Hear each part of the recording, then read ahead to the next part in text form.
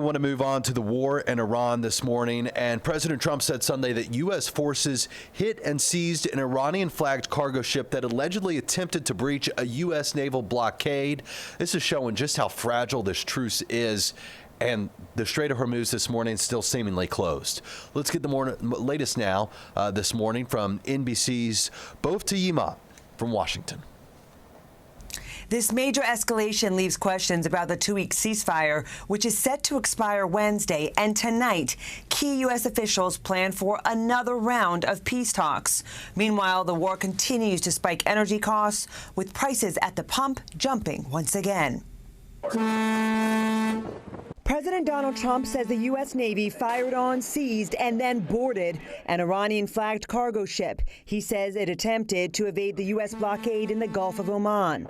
Trump announcing the U.S. has full custody of the ship and blew a hole in the engine room after giving it fair warning to stop. You need to get Iran back to the place that they agreed to in 2015-16, that they would never seek to acquire, develop nuclear weapons. They agreed to that. Donald Trump tore that up. Iran imposed its own restrictions, and traffic remained at a near standstill Sunday. Iran allegedly opened fire on 2 Indian-flagged ships over the weekend. So let me just ask you, is the U.S. Navy in charge of the Strait of Hormuz? Who specifically is in charge right now? Well, but that's the point. The Strait of Hormuz is an international waterway.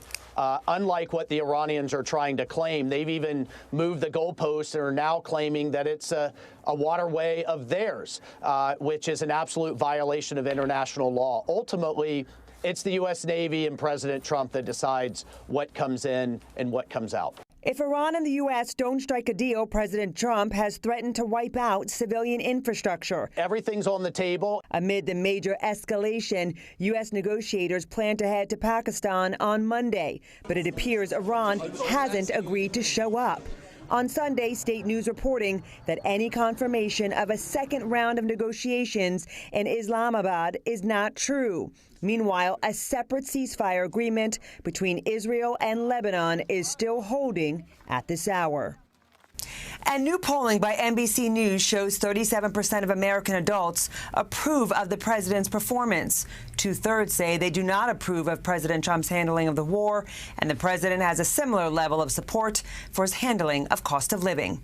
In Washington, Bof Tayima, NBC News. Back to you.